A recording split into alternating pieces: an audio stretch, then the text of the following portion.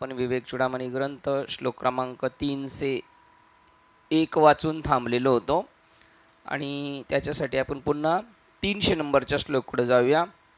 300 नंबरच्या श्लोकमध्ये सांगितलं आहे प्रकरणाचं नाव काय आहे, अहंकार. त्याचं काय करायचं आहे, अहम पदार्थ निरूपण. अहम पदार्थ काय आणि त्याचं काय करायचं आहे, निराश करायचं आहे. नाही, इथं अहम पदार्थ निरूपण लिहिलेलं आहे आणि अध्यास निराश होता. तर अहम जो आहे तो आपला घालवायचा आहे आणि त्या अहमचं रूपांतर सोमच्या जागेवर करायचं. तर श्लोक क्रमांक 300 होता, जीवाभावाच्या जोखडातून मुक्त झाल्यावर चंद्रग्रहणापासून चंद्राची मुक्तता व्हावी, तसा तो मानव परिपूर्ण सच्चित आनंद स्वरूप स्वतःचे स्वयंप्रकाशी सत्य स्वरूप प्राप्त करून घेतो. पहा किती सांगितलेले, मनुष्य तो भगवंत स्वरूप आहे आणि त्याला परिपूर्णतेने सच्चित स्वरूपाची प्राप्ती आणि स्वयंप्रकाशी सत्स्वरूप आपलं आहे असं त्याला कळलं जातं. पण कधी, जेव्हा तो जीवभावाच्या जोखडातून पास होऊ शकतो. आणि त्याच्यासाठी त्यांनी चंद्रग्रहणाची उपमा दिलेली आहे. तर आपल्याला साहेबांनी काल आणून दाखवलेला फोटो आपण पुन्हा तो पाहूया. चंद्रग्रहणाच्या वेळेला नेमकं काय होतं आणि आपल्या स्वरूप प्राप्तीच्या वेळेला सुद्धा नेमकं काय होतं. बा ही चंद्रग्रहणाची स्थिती आहे. इथे सांगितलं आहे खंडग्रास, खरग्रास आणि कंकणाकृती.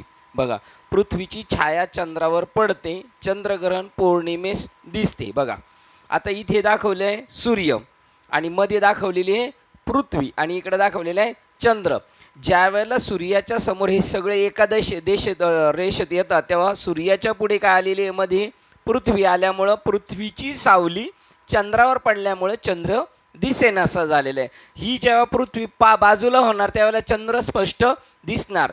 इथे जशी चंद्राच्या मध्ये पृथ्वी आल्यामुळे चंद्र दिसत नाही, तसं परब्रह्म स्वरूप प्राप्तीच्या वेळेला मध्ये देहाचा खोडा आल्यामुळे देहबुद्धीमध्ये असल्यामुळे त्याच्या पलीकडचं आहे. म्हणून परेहून परते घर, तेथे राहू निरंतर परात पर सोयरा, तेने होय सोयरा परात पर, असं एक प्रमाण आहे तुकाराम महाराजांचं. ते परेच्या पलीकडचं आहे. इथे जे पृथ्वीमध्ये आडवे आल्यामुळे चंद्र दिसत नाही आणि ही पृथ्वी, शरीररूपी पृथ्वी, देह जेव्हा मध्ये येतो त्यावेळेला आत्मस्वरूपाचं दिसणं किंवा अनुभूतीला येणं विसरलं जातं आणि पृथ्वी गायब झाली, बाजूला झाली का चंद्र स्पष्ट दिसू शकतो. त्याप्रमाणे आपल्यामध्ये असणारी जी देहवृत्ती आहे, देहबुद्धी, ती जर बाद झाली तर तो जीवभावाच्या जोखडातून मुक्त झाल्यावर चंद्रग्रहणापासून चंद्राची मुक्ती व्हावी. तसे तो मानव परिपूर्ण सच्चित आनंद स्वरूप स्वतःचे स्वयंप्रकाशी सत्य स्वरूप प्राप्त करून घेतो. देहबुद्धी गेली बाजूला का आत्मबुद्धी तयारच आहे. म्हणून देहबुद्धी ती आत्मबुद्धी करावी आणि ती होण्यासाठी सदा संगती सज्जनांची धरावी. आता सज्जन या व्याख्येचे ज्ञानेश्वर महाराज म्हणतात, ज्ञानदेवागोडी संगती सज्जनी. परिणाम काय, ज्या सज्जन संगतीमध्ये आपण असलो सज्जनांच्या, तर हरी दिसे जगात वनात, हरी दिसे जनी वनी, आत्मतत्वाने सगळीकडं परमात्मा जनामध्ये आणि वनामध्ये दिसतो. आशांची संगत अपेक्षित आहे तर आपल्याला ती देहबुद्धी ऑटोमॅटिक बाजूला होऊ शकते. आणि काल आपण पाहिलं होतं की शंकराचार्यांनी 301 नंबरचा श्लोक आपण वाचत होतो. परत सांगतो, श्री शंकराचार्य असं सूचक दृष्टांत वापरून आपणास राहूच्या ग्रहणाविषयी कल्पनेची आठवण करून देतात. पार्थिव देह त्याच्याशी असलेले आपले तादात्म्य, त्यांनी जिवंतपणीच आपल्या शरीराला पार्थिव म्हणजे मुर्दा समजलेले, बॉडी समजलेले, तो पार्थिव देह त्याच्याशी असलेले आपले तादात्म्य या जणू परमात्म तत्वास ग्रासणाऱ्या छाया होत. बघा, सावली आहे, देहाची सावली त्या आत्मस्वरूपावर पडल्यामुळं आत्मस्वरूप झाकल्यासारखं दिसतं. ते कशानेही झाकत नाही पण आपल्याला अनुभूतीला येत नाही. जेव्हा ते तादात्म्य परावृत्त केले जाते, जेव्हा ते तादात्म्य बाजूला केले जाते, त्याच्यास आपण अनासक्त होऊ, त्या देहबुद्धीला आपण बाजूला करू, तेव्हा परमतत्व आपल्या स्वतःच्या वैभवाने ॲटोमॅटिक व्यक्त होते. त्याला व्यक्त करण्यासाठी सायास करावा लागत नाही. म्हणून नाथबाबांचा एक अभंग आहे, हरिप्राप्तीसी उपाय धरावे संतांचे ते पाय. ते पाय त्याच्यावर अंडरलाईन करा, ते पाय म्हणजे आता दिसतात ना, त्या पायाला पण तेवढीच किंमत आहे, पण त्या पायाची किंमत ते पाय कळाल्याशिवाय या पायाची किंमत कळणार नाही. ते पाय म्हणजे सांकेतिक शब्द आहे. जसं ते ज्ञान पैगा बरवी, शंभूने जे गिरजेला उपदेशले ते ज्ञान पैगा बरवी.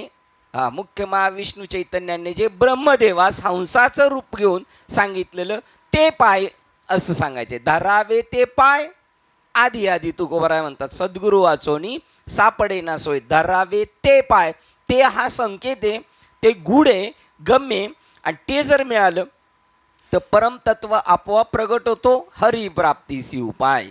हरिप्राप्त आहे का नाही? प्राप्तच आहे. म्हणून प्राप्ताचीच प्राप्ती होऊ शकते. हरीलाच हरीची ओळख होते. कशी? शुक याज्ञवल्क दत्त कपिल मुनी हरीशी जाणून हरी झाले. हरी स्वरूप केव्हा होतं? हरीच्या स्वरूपाला जाणलं जातं. आता हरीच्या स्वरूपाला जाणलं म्हणजे आपणच आपल्याला जेव्हा जाणू, तेव्हा देव पाहावयाचे गेलो तेथे मीच देवे असा तत्वमसी महावाक्याचा उपदेश संत करतात. त्यावेळेला ॲटोमॅटिक देहबुद्धी हळूहळू निकालास होते नाहीशी.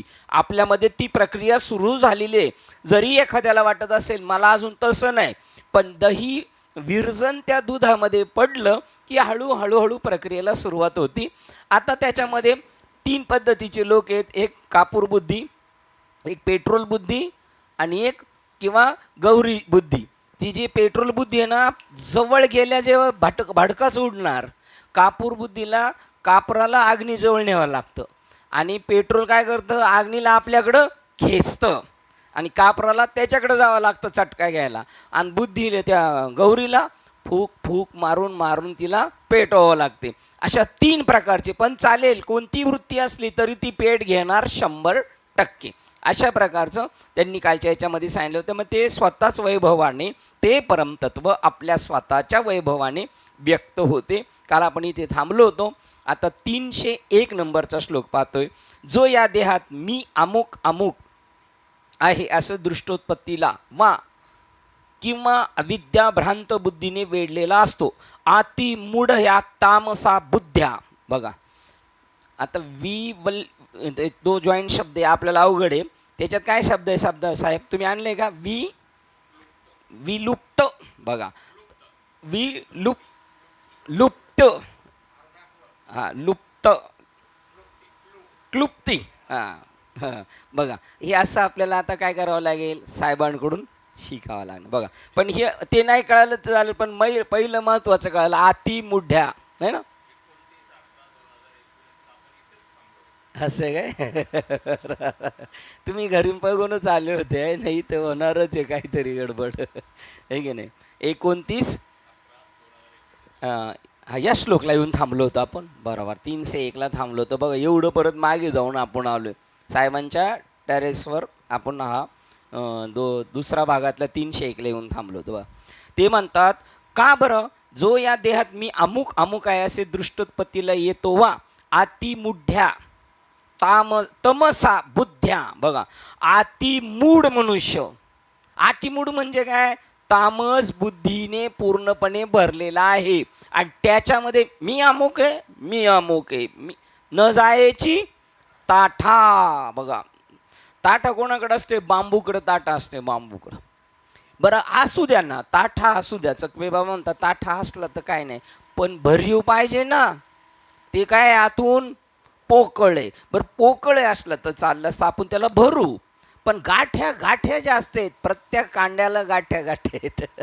आता त्या एक एक गाठी सोडायची. इकडे एक सुट्ट आणि तुका म्हणे सोडल्या गाठी दिली मिठी पायाशी. ज्या दिवशी गाठी सुटते ना, तो मनुष्य राहतच नाही.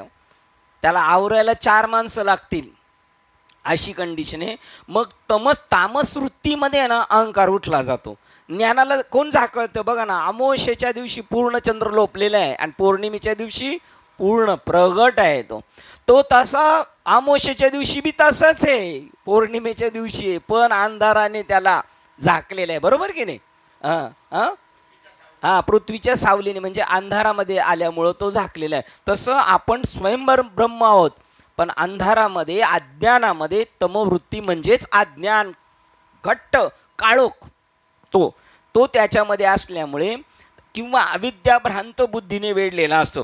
त्याच्यापेक्षा हा अर्थ अजून सोपा वाटतो. अति मुढ्या तमसा बुद्ध्या, त्याप्रमाणे तामस बुद्धीचा अतिमूढ, आणि अतिमूढ माणूस ओळखू शकत नाही.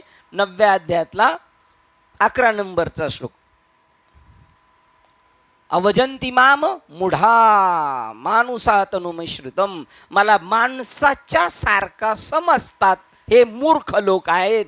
आणि मग ते म्हणणार देवाला हे आवडतं, देवाला ते आवडतं, देवाला आंघोळ घालायची, देवाला कपडे घालायचे, देवाला राग येतो, देवाला आपला माणूस आहे, देवाला परका माणूस. अरे बाबा, मी सगळ्यांमध्ये व्याप्त आहे, तर मी एकाला जवळ घेतो आणि एकाला कोपून मारतं, असं अज्ञानामध्ये बोललं जातात. हे अज्ञानाचं तमोगुणाचं प्रतीक आहे. आता तुकाराम महाराज म्हटले, भक्ता राखे पायापाशी दूर, हे तमगुणी वृत्तीचा मनुष्य आहे, अज्ञानी मनुष्य आहे, तो तुकाराम महाराजांकडे शरण आलाय. आणि मला गावातले पाटील सरपंच खूप सावकार लोक त्रास देतात. तू एक काम कर, मला शरण आलाय ना, माझ्यापेक्षा तू देवाला जा, मग देव त्याला नीट करील.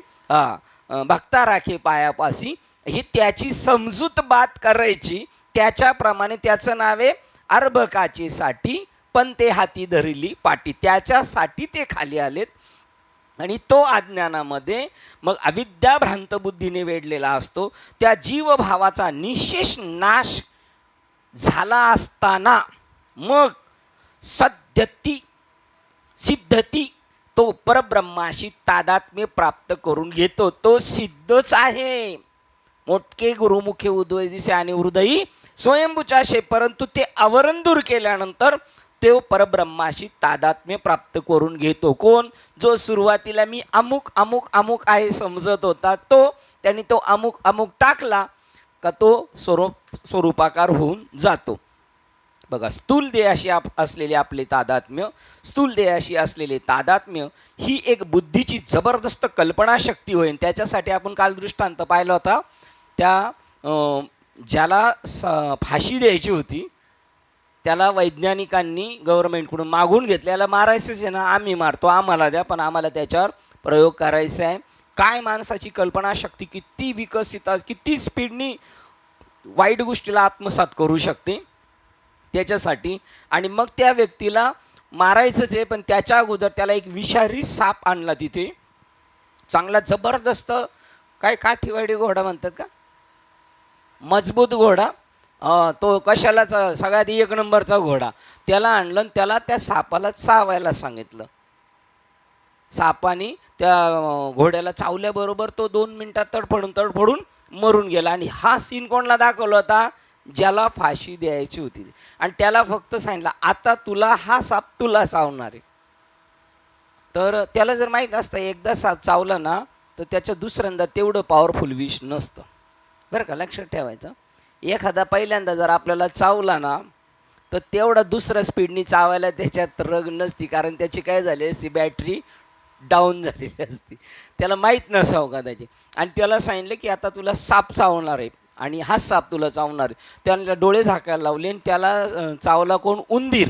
उंदीर चावल्याबरोबर तो तसाच घोडा जसा तडफडला आणि 2 मिनिटामध्ये संपला. तसं संपला. हे म्हटले घाबरून मेला असेल, पण घाबरून नाही मेला. तर म्हटले ठीक आहे, घाबरून तर, पण चेकिंग केले तर घोड्याच्या अंगामध्ये जे विष निघालं होतं तेच विष याच्या अंगामध्ये निघालं होतं. एवढी आपली शक्ती, एवढी पॉवरफुल आहे परमात्म्याची. तुम्ही नको असलेल्या गोष्टीला सुद्धा एक महत्त्व प्राप्त करून देऊ शकता.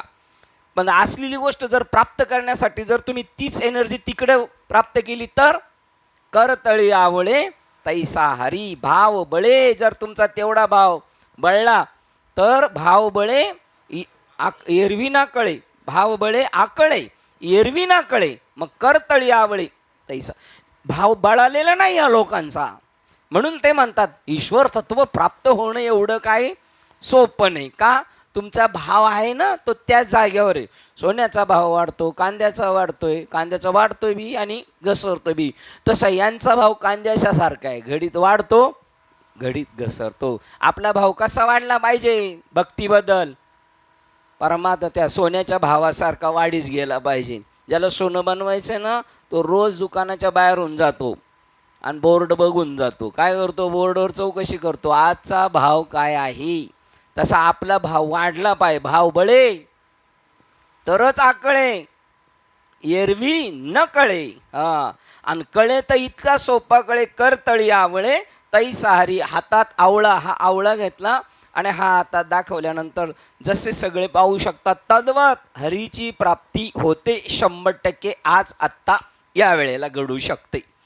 असं आहे आजही. पण स्थूल देहाशी असलेली तादात्म्य ही एक बुद्धीची जबरदस्त कल्पना शक्ती होय. त्या माणसाची तिची जबरदस्त कल्पना शक्ती होती का नाही. घोड्याला जर चावलाय साप तोच मला चावलाय, चावला होता का नाही. तरी पण जी तमोगुणाच्या अविद्येच्या आवरणामुळे अत्यंत वेडावते, त्याला पण काय झालं, त्याला ज्ञान नव्हतं. त्याच्या जर डोळ्यावरची पट्टी जर उघडी असती ना तर तो एवढा तर फोडून मेला नसता. काय पाहिजे, त्याच्या डोळ्यावर पट्टी बांधलेली नव्हती पाहिजे, तो झोपला नव्हता पाहिजे. अज्ञानामुळं झापड येते. मोठमोठ्याला ॲक्सिडेंट कधी होतात, डोळ्यावर झापड आली का ॲक्सिडेंट होणार. तसं ज्ञानामध्ये सुद्धा आपल्याला जर झापड आली का संपलं. तिला सत्य स्वरूप दिसत नाही. कोणला, जी तमोगुणाच्या अविद्येच्या आवरणामध्ये मुळे अत्यंत वेडावते ती वृत्ती तमोगुणी, तिला सत्य स्वरूप दिसत नाही. ती भ्रांत बुद्धी मी अमुक अमुक आहे अशी कल्पना करते, पुढे करते आणि ती कल्पना प्रलंबित करते. त्या कल्पना रम्य मूर्खपणावर व्यक्ती आपली जीवभावना आधारते. आयुष्यभर त्याच्यावरच आपलं झालं, त्या कल्पना शक्तीवर, त्याच्यामध्येच रमून जातो. ह्या जीवभावाचा लवलेशही शिल्लक राहणार नाही तोपर्यंत त्याचा नाश करावायचा असतो. कुठपर्यंत ध्यानधारणा करायची, कुठपर्यंत ध्यानधारणा करायची, जोपर्यंत जीवभाव शिल्लक आहे तोपर्यंत करायची. जीवभाव गेल्यानंतर तर अजून करायची. कारण का, ती परत जीवबुद्धी येऊ नये. ती गेल्यासारखी जरी केली ना तर ते लपंडाव करत असती. गेल्यासारखं केलं असं तुम्हाला आपल्याला निवृत्ती महाराजांचं कीर्तन माहिती आहे ना. रोज एक माणूस जेवायला आला आणि जाईनच. 8 दिवस झालं पाहुणं आलंय, तर मग दोघा नवरा बायकोंनी काय ठरवलं, भांडण काढायचं. आणि मी भांडण तू भांडण काढ, मग मी तुला मारील. मग तू मारणार नाही पण मारण्यासारखं तू कर आणि मग तो निघून जाईल. यांनी तसंच केलं, भांडण काढलं. त्याने तिला मारलं खोटं खोटं. ती मोठमोठ्याने ओरडली. मग तो म्हणला जातो बाबा निघून. मग तो निघून गेलं. हे जेवताना म्हणतात मी कसं मारल्यासारखं केलं. ती म्हणली मी कसं रडल्यासारखं केलं. आणि मग तो बी येऊन ताटावर बसला, मी कसं गेल्यासारखं केलं आहे का नाही. तसा हा जीव भावे जेव्हा आपण त्याच्या मागे लागतो तेव्हा तो थोडा वेळ बाजूला जातो. परत आपण गाफील असलो का आपलं बरोबर मुंडी पकडणार. त्या बिबट्यासारखा तो जीव भावे. आणि तो पहिली धरतो मान. बिबट्या काय धरतो, मान धरतो. परमार्थामध्ये सुद्धा जीवभाव का करतो, आपला पहिला मान पकडतो. तो गेला पाहिजे. ते म्हणतात तोपर्यंत त्याचा नाश करायचा. आपण जसं म्हणतो साप जोपर्यंत वळवळ करतोय तोपर्यंत त्याला ठेचलाच पाहिजे. जेव्हा मी अमुक अमुक आहे ही अहम केंद्रित भावना पूर्णपणे नाहीशी होते तेव्हाच माझ्यातील आत्मतत्व हे सर्वत्र असलेले आत्मतत्व होय याची अनुभूती येते. वाक्य कसं आहे, जेव्हा मी अमुक अमुक आहे ही अहम केंद्रित, माझा केंद्रबिंदू कुठे गेलेला आहे, माझ्या अहमवर जो खडलेला आहे. आणि तो जेव्हा बाद होईल, ती भावना पूर्णपणे नाहीशी होती तेव्हाच मला सगळ्यांमध्ये ब्रह्म दिसू शकतं. तेव्हाच माझ्यातील आत्मतत्व हेच सर्वत्र असलेले आत्मतत्व होय याची अनुभूती येते. पहिला आपण तैसे व्हावे मग आपल्याला तसं दिसेल. आपण जर स्वच्छ नसेल तर बाहेर कधीच स्वच्छ असून दिसणार नाही. दुर्योधनाला एकही चांगला माणूस दिसत नव्हता आणि धर्मराजाला एकही वाईट माणूस दिसत नव्हता. त्यामध्ये आपण कोणत्या सदरात मोडलं पाहिजे, आपण कोणत्या सदरात मोडलं पाहिजे ना आपण कोणत्या सदरात आहोत याचं त्याने आत्मपरीक्षण करायचं ना आपली आपण करा सोडवण. ब्रह्मात्म भाव ही भावना जेव्हा संशयाचा यत्किंचित लेश शिल्लक न ठेवता, याचं नाव आहे संशय. कशावर नाही पाहिजे, सत्य वस्तूवर कधीच संशय नाही पाहिजे. म्हणून एका जनार्दनी न घ्यावा संशय, निशेषी होय हरिरूप. अरे बाबा तो आहेच आहे, परंतु संशय म्हणजे काय, खरंच मी असेल काय. बाबा म्हणतात खरंच मी ब्रह्म असेल काय, बाबा म्हणतात हे जग सगळं खरंच ब्रह्म आहे, असं असेल का? ते मला कधी कधी वाटतं बरं का असेल म्हणून, पण हे अशी काही लोकांनी काही केलं का असं वाटतं. छे, हे काय असं काय ब्रह्म करतं का? अरे बाबा, हा चित्रपट आहे, हा अजातवाद आहे, तुझ्या डोकं तिथपर्यंत पोहोचत नाही म्हणून. नाही तर या जगात एक परमात्मा सोडून दुसरी वस्तूच नाही, त्याचंच नाव एकम अद्वितीय. एक सोडून जगात दुसरं कोण नाही आहे, पण तुझं डोकं तिथपर्यंत चालत नाही. आता काय करायचं? आणि तो संशय गेला पाहिजे. याच्यात वाक्य अज्ञानरूपी ग्रंथींचं छेदन झालं पाहिजे. त्या सूक्ष्म रूपाने असतात, ते ज्ञानाच्या तर जवळ असतात एकदम. 3रा अध्याय, ते वस्ती ज्ञानाच्या एका हरी का शेजारी, हो ते ज्ञानाच्या हां, ते वस्ती ज्ञानाच्या जवळ पारते. मारवलं गेलं ना तर नाही मारू शकत त्याला, अशा पद्धतीचं आहे ते.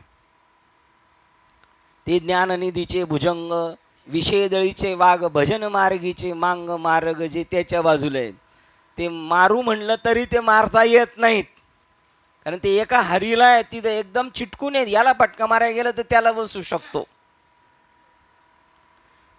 मग ती पूर्णत्वात अनुभूती केव्हा येऊ शकते? सगळं जगत ब्रह्म, ही अनुभूती नाथबाबा जेव्हा म्हणतात ना पैठणमधून जेव्हा काशीला गेले, हे भागवत कसं काय मनात प्राकृतमध्ये बनवलं? कोण तुम्ही? या देहाला एकनाथ म्हणतात. त्यामुळं समोरच्यांची कंप्लेंट संपली. सगळं जगत त्यांना या देहाला एकनाथ म्हणतात, तसं त्या देहाला काहीतरी नाव ठेवायचं म्हणून ठेवतात. काकी काय म्हणल्या? संप्रदायाची नावं पण अशीच ठेवलेली आहे, चैतन्य, प्रकाश, आनंद, अजून काय राहिले? एक स्वरूप.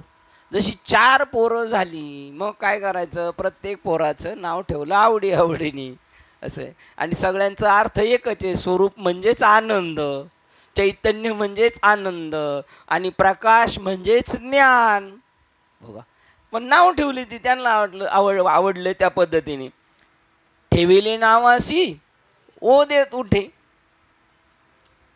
म्हणून ते म्हणतात तेव्हा आत्मतत्वाची अनुभूती, ती ब्रह्मात्म भाव, ही भावना जेव्हा संशयाचा यत्किंचितही लेश नाही. बघा, हा बघा, जे चैतन्याच्या शेजारी, बरोबर वस्ती ज्ञानाच्या एका हरी. शेजारी म्हणजे असं वाटलं आपल्याला गावठी शब्द आहे आपला बोलीतला, असं असेलच का? ज्ञानेश्वरांच्या याच्यात आहे. ते चैतन्याच्या शेजारी वसती ज्ञानाच्या एका हरी, म्हणून प्रवृत्तले महामारी सावरतीस ना. बघा, हे अंगात व घडले जीवी आथीच जडले, परी नातुडते घेऊसिले ब्रह्मादिका. शोधायला गेलं तर ब्रह्मादिकांच्या हातात सापडत नाही. मारायला म्हटलं तर मारू शकत नाही, ते इतकी बेकार आहेत. त्यांना ते माणसाला जळेविन बुडविती, पाण्याशिवाय बुडवतात. म्हणून प्रवृत्तले महामारी जळेविन आगीविन जाळीती, न बोलता कवळीती प्राणी आते. कळून नाही देत एवढ्या टायमात गेम झाली. हो, साध्वी शांती नागविली, माया मांगीन शृंगारिली, तिये करवी विटाळली साधू वृंदी, ही विवेकाची त्राय फेडिली. साल काढून टाकली, बोकड्याची काढतात तशी. वैराग्याची खाल काढिली, जितया मान मोडिली उपशमाची. जो सावधान होता ना त्याचंच सिरकलम करून टाकलं शमदमाचं. ये संतोषवने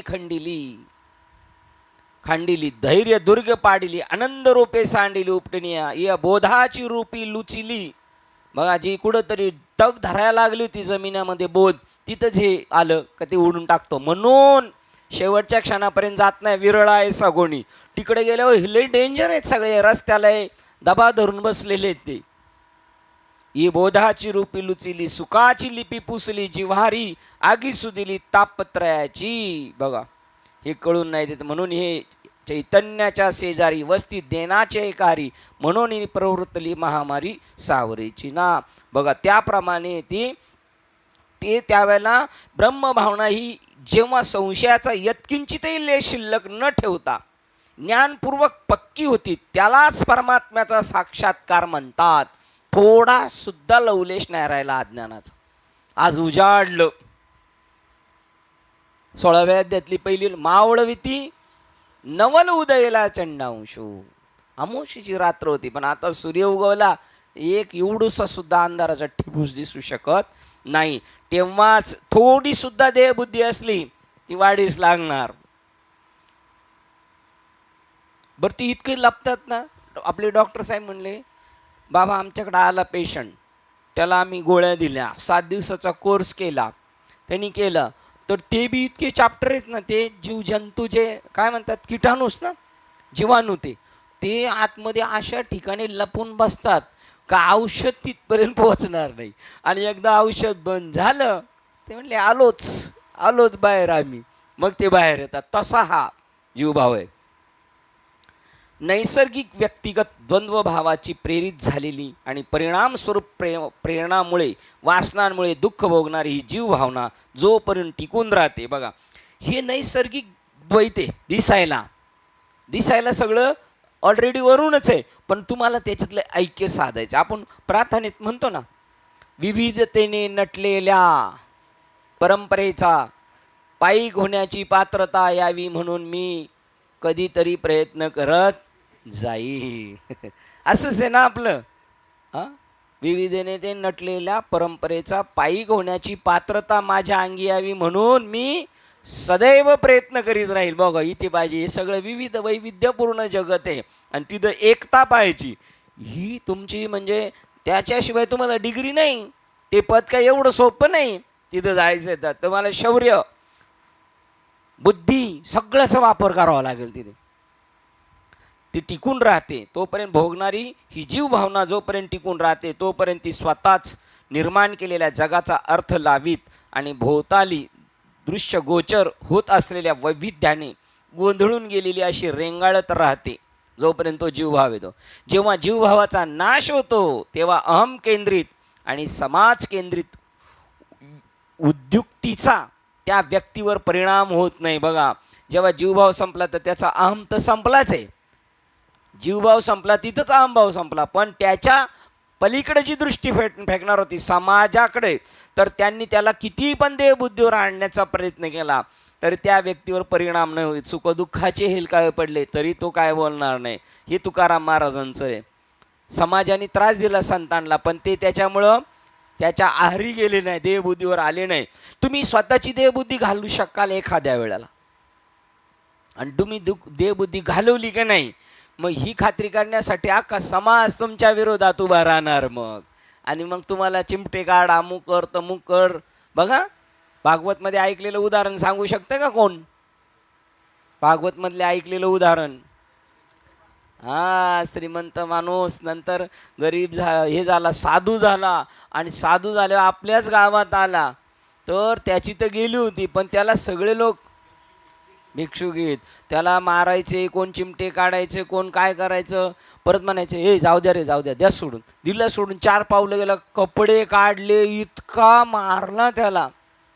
तरी ते म्हणतात बघा, अहम केंद्रित आणि समाज केंद्रित विद्युक्तीचा त्या व्यक्तीवर परिणाम होत नाही. 100 वेळा थुंकले तरी. आपलं तसं नाही. आपल्याला थोडा एक चिमटा बस झाला, आपल्या एका चिमट्यात आपण रिटर्न मला असं म्हणणार तुला असं म्हणणार, कारण तू त्याच लायकीचा आहे, त्याशिवाय तू तसा नीट होणार नाही. ती तुझी पहिल्या चाचणीतच तू फेल झालास. आणि ही प्रत्येकाची अशी परीक्षा आहे आपली, एकाची नाही, प्रत्येकाचा जो त्या रूटनी जातो ना, ह्या परीक्षा आहेत त्या. असं आहे. बाबा म्हणले एकदा समाज तुम्हाला विरोधाभासातून करील, कधी तुम्हाला तुमच्या घरातूनच विरोध होऊ शकतो, पण तुम्ही मात्र तुमच्या भूमिकेत त्याला धैर्य म्हणलेलं आहे. त्या धैर्यावर त्याला धृती म्हटलेली आहे. तुमची बुद्धी अशी घट्ट पाहिजे त्याच्यावर. तुम्ही बाबांनी मला सांगितलं मी ब्रह्म आहे, हे जग ब्रह्म आहे, या भूमिका आपण ठाम राहिलं पाहिजे. आणि ते त्याच्यासाठी निष्काम सेवा केली तर ते आपल्या पाठीमागे उभे आहेच. आपली जशी सेवा, जो मला जसा बसतो एरवी तरी पाही, जे जैसे माझ्या ठाई भजती मी तैसाची भजे. हे नाही, तू जर मला तुझ्या घरी आलं तर चांगला भजे, तर मी तुला माझ्या घरी आलो चांगला भजे. हे नाही, तू मला जीच ते ट्रीटमेंट दिली तीच मी तुला देणार आहे. हे देवाकडं पण तसंच आहे. हां, देवाकडं पण तसं आहे. ते मग आपण का देवाधिकांचं असं होतं म्हणलं, आपण का कसर करायची? आपण एक पाऊल पुढे गेलं पाहिजे त्यांच्या, आहे की नाही? बाप से बेटा सवय पाहिजे, आहे की नाही? किती झालं तरी तो मागे येत नाही, परिणाम होत नाही. हे परीक्षा असतात आणि तसं व्हायला पाहिजे. तसं झाल्याशिवाय आपल्याला पण आपली कळणार नाही आपण कोणत्या भूमिकेत आहे. आणि ही अवस्था म्हणजेच दिव्यत्वाची अनुभूती होय. समाज आहे बघा, तुकाराम महाराजांनी सगळं लुटून दिलं सगळं, तरी गावातल्या लोकांना वाटलं हा सावकार होता, भिंतीत काहीतरी गाडून ठेवलं असेल, बँका नव्हत्या, पारी बिरी घेऊन आले होते सगळे फोडायला. पाटील म्हणला वेळेत काय तुम्ही, अरे त्यांनी तुमच्यासाठी सगळं केलं, तुम्ही त्याला आता पार उघडच करायला लागले. तरी त्यांचा काहीच नाही, कारण ते काय म्हणणार आहे, हे कोण आहे, कोण आले घर पाडायला, ही एक भूमिका आहे. आणि इथं काही पडत बी नाही, अख्खा माणूस गेला तर जात नाही. बाईल मेली बरी झाली, पोरगा गेला बरा, घर पाडायला लागलो रडतील काय ते. आपण घर नाही, गेट कोणी खोललं याच्यावर आपली भांडणं होतील, असं आहे. कारण देहबुद्धी आपली ठासून आहे. पण तरी आपल्यावर बाबांची कृपा 100% आहे. ते आपल्याला परत तिथून बाहेर काढतील, म्हणतील तू म्हटला होतास ना मी झालो, ते असं कार्य केलं एडणी, बरं आता परत असं एडवणी करायचं नाही, चल घरी, घेऊन जाणार आपल्याला बरोबर. ते भागली या मज, थकलो भागलो चिडलो उचलून नेणार, रस्त्यात मध्ये सोडणार नाही. म्हणजे दिव्यत्वाची अनुभूती होय. असा साक्षात्कारी पुरुष वाचेच्या आणि विचाराच्याही पलीकडे असणारी काय ती परिस्थिती काय ती तुम्ही आपण जाणू शकत नाही. जाणू शकतो केव्हा जाणू शकतं, अंगे व्हावे ते आपण तेव्हा जाणू शकतो. असा साक्षात्कारी पुरुष वाचेच्या आणि विचाराच्याही पलीकडे असणारी आणि तरीही इतर ज्ञान संवेदनांची अधिक सत्य प्रतीती देणारी अशी सखोल अनुभूती घेतल्याची साक्ष देत असतो. त्या माणसाचं काहीच रिप्लाय नाही ना त्या भिक्षूची, ती समाजाला, ती आज तागायत जो साधना करणाराला काय देत असतो, तो साक्ष देत असतो. अशी स्थिती आहे, अशी स्थिती आहे. आता ही मारलं पण त्याला जिवंत नाही मारलं, पण परीक्षित राजाला घेऊनच जायचंय तरी डळमळीत नाही आली. भक्ताने ज्याने लट्टारने चांगली झाड माळा घातली त्याने रडलं नाही पाहिजे मृत्यूच्या वेळेला. काय कळालं मग मृत्यूचं रहस्य, काय कळालं, मृत्यू ही माझी काय विभूती आहे, मला न्यायला आले, मुराळी आलाय मला न्यायला. तुम्ही पण म्हटलं पाहिजे घरच्यांना, काय रडू नका तुम्ही, मी एक राऊंड मारून येतो आणि मी पहिलं सगळा बंदोबस्त करतो आणि मग तुम्हाला न्यायला येतो आणि परत आपण येऊ, पुन्हा मी येणार. आलेच आता तर येणारच 100% येणार. ते दिव्यत्वाची अनुभूती असा तो एक साक्ष देत असतो बघा. परीक्षित राजाला डायरेक्ट जायचं. बाबा म्हटले होते एकदा चकवे बाबा की मागे काय ते स्काय वॉक पडणार होतं का काय, हां काय स्काय लॅब, तो वरची प्रयोगशाळा खाली पडणार होती आणि सगळं संपणार होतं. तर लोकांना सांगितलं, म्हणले 7-8 दिवसात किंवा 15 दिवसाच्या आत पडणार आहे. लोकांनी धमाल चालू केली, काय खाओ पिओ मजा करो, बंबई से आया मेरा दोस्त, खाओ पिओ मजा करो. कोरोनात तसं नाही केलं लोकांनी, त्याचा आपल्याला अभिमान वाटतो. आळंदीत कोरोनाच्या टायमात ज्ञानेश्वर्या विकायला नव्हत्या, संपल्या होत्या. लोक म्हटली जाऊ द्या, आत्तापर्यंत काय मजा जे केली ती केली, पण आता काय लिहिलं हे तरी ऐकून वाचून मरू, काही फायदा तर झाला तर झाला.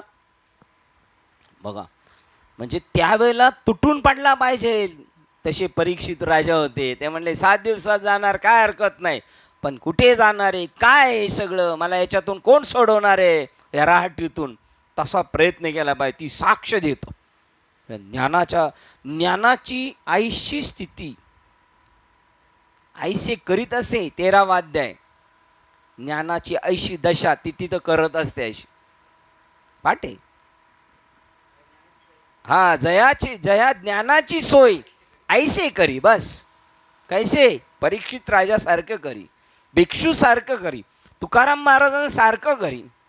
जया ज्ञानाची सोय ऐसे करी, ती अनुभूती घेतल्याची साक्ष देत असतो तो व्यक्ती. अरे आपण ब्रह्मस्वरूपाचा अनुभव घेतलेला आहे, आपल्याला त्या रसायनची पॉवर कळाली पाहिजे, तो अर्क काय आपल्यामध्ये टाकलेला, ही कशी धारणा आहे आपल्याला. आता कोरोना नाही होणार, आता नाही कोरोना होणार का, मी लाईनला लावून मध्ये घुसून ओळख असली तर ते पण चौकशी केली कोण ओळखीचं आहे का, कशासाठी, एक वॅक्सिन मारण्यासाठी. आत्ता गॅरंटी झाली, आत्ता आपल्याला वरती जायचं नाही, जरी झालं तर तातूर मातूर जाऊन घरी येणार, त्याचा भरोसा आहे. तसा याचा पाहिजे. बघा किती तुलना केली तर त्याच्यावर किती भरोसा झाला आहे, वैज्ञानिकाच्या बुद्धीवर भरोसा आहे आणि असलंच पाहिजे. आता मला होणार नाही, मी मरणार आहे पण कोरोनानी नाही मरणार. तसं इथं मी आता देहबुद्धीत नाही मरणार, मी देहबुद्धी मनमोकळेपणाने सोडून जाणार. तेवढा हा विश्वास पाहिजे संतांचे पायी. जसा त्या कोरोनाच्या वॅक्सिनवर आहे तेवढी नामावर, तेवढी ज्ञानावर, संतांच्या कृपेवर तेवढी पाहिजे. हीच साक्षात्काराची अवस्था होय की जेव्हा सर्वातील आत्मतत्व, शाश्वत आत्मतत्व उघड करून दाखवण्याकरता तमोगुणाचे आवरण बाजूला होते. काय गेलं पाहिजे, तमोगुण. तमोगुण म्हणजे अज्ञान, गाढ अज्ञान, ते बाजूला झटकलं पाहिजे. आपल्याला वाटलं ना मी गुणात तमोगुणात गेलो, लगेच बाजूला येण्याचा प्रयत्न केला पाहिजे. तशी तर बाबांनी आपल्याला एक टॅग दिलेली आहे, गुणातीत राहण्याची. गुन्हा या जगात राहून गुणाचा अंगीकार करून गुणातीत राहायचं त्याच्यात, पण त्याच्याशी नाही. कसं, मग मी वर्ततासेन संसारी जेवी जळात पद्मपत्र. तशी आपल्याला युक्ती दिलेली आहे, त्याचा वापर करता आला पाहिजे. वेळेला तो मंत्र आठवला पाहिजे आपल्याला. आणि तो केव्हा आठवतो, सत्कर्मातून आठवला जातो. कर्णाला आठवत होतं का, नाही का, दुर्जनांच्या संगतीत राहिले, सत्कर्माला पाठ दाखवली. म्हणून कळत नव्हतं का, कळत होतं तरी सुद्धा. श्लोक क्रमांक 302 बघा. 302ला काय बुद्धी असेल माझी, मी जेव्हा वाचलं तेव्हा याच्यावर मार्किंग करून ठेवलं. 302 काय बघा. हा बघा एवढा सुखाचा सागर आहे, धन आहे धन. आपण ते पिक्चरमध्ये पाहतो, लय मोठं धन असतं, लय मोठं धन, पण ते प्राप्त करायला तिथं मोदी काय असतो, नागोबा. तो नागोबा कधी बाजूला होतो माहिती आहे का, ज्याने ठेवलंय त्याला माहिती आहे का, दीपकलाच द्यायचंय. दीपक गेल्यावर नागोबा बाजूला निघून जाणार आणि मी गेलो का सावध राहणार. बघा ते म्हणतात बघा. 302 300 काय 301 झालं ना आता वाचून. हां आता 302 वाचतो. एवढा वेळ आपण काय केलं मग. हां नाही 301 वाचून थांबलो होतो मध्येच, टाईम संपल्यामुळे. 302 या ब्रह्मसुखाच्या ठेव्यास महाभयंकर आणि सामर्थ्यवान अहंकार रूपी सर्पाचा विळखा पडलेला आहे. बघा असं त्याच्यामध्ये ते विळखा टाकून मध्ये ये बरं कसं येतो न्यायला ये. आणि त्याचे स्वतःमध्ये या त्रिगुणाच्या 3 विकराळ फण्यांनी निष्ठुरपणे रक्षण केले जाते. त्या सापाला किती फणे, 3 फणे, आणि त्याच्यामध्ये तो रक्षण करतोय. जो श्रुती ग्रंथातील शिकवणीनुसार आत्मानुभूती घेऊन विज्ञानरूपी साक्षात्काराच्या तरवारीने त्या नागाचे 3 फडे उडवून त्याचा नाश करतो, तोच धैर्यवान विद्वान पुरुष होय. शत्रूचा नाश करून त्या परमसुख ठेव्याचा उपभोग घेऊ शकतो. बघा आता धन आहे, सर्व सुखाचे आगर आहे, आणि त्या आगरावर तो सर्प आहे, त्याला 3 फणे आहेत, आणि त्या 3 फण्यांनी त्याला मारायचे. पण कोणती तलवार, श्रुती ग्रंथातील शिकवणीनुसार आणि आत्मानुभूती घेऊन विज्ञान रूपी आत्मसाक्षात्काराच्या तरवारीने त्या नागाचे 3 फणे उडून त्याचा नाश करतो. बघा तोच धैर्यवान पुरुष होय.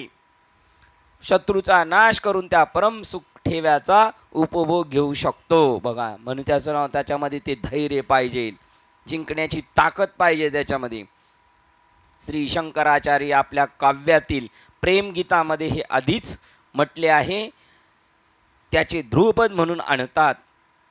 अनंत परम सुख स्वरूप ब्रह्माची ही धनदौलत भौतिक देहाच्या अविचलित हृदय गुहेत ठेवलेली असते. बघा कुठं नेऊन ठेवलेली आहे? आपल्याचकडे ठेवलेली आहे. आणि आता आपलीच आपल्याला घ्यायची, पण हे तिघ जण आहेत त्यांना बाजूला करून. या धनसंचयावर अहमभावना रूपी सर्पाची व्यक्तित्वाची राखण असते. मी मी मी, तो अहंकार आहे ना, तो साप आहे. हे व्यक्तित्व सर्व धर्मामध्ये सर्पाच्या दृष्टांताने सूचित केलेले असते. दृष्टांत सर्पाचा घेतलेला आहे अहंकाराच्या जागी. यू या आदिमातेचा मोह पाडणारा सर्पच होता. कोण आहे यू? देवी माहिती आहे का साहेब तुम्हाला? कालिका माता समजायची थोडक्यात आपण. चालेल, दुसरं उदाहरण देतात. हे इंग्लिश म्हणजे फॉरेन कंट्रीमधलं असणार आहे एखादं उदाहरण ते. हां हां हां हां हां, त्या देवीला प्रसन्न केला का तो मोहरूपी सर्प आपोआप बाजूला होतो. ख्रिश्चनांचं उदाहरण दिले. आणि पुढे श्रीकृष्णाने दिलेले, श्रीकृष्णाने कालिया सर्पावरच नाच करून त्याचा नाश केला. भगवान सुब्रह्मण्याचे वाहन जो मोर, त्याच्याच तावडीत तो सापडला होता.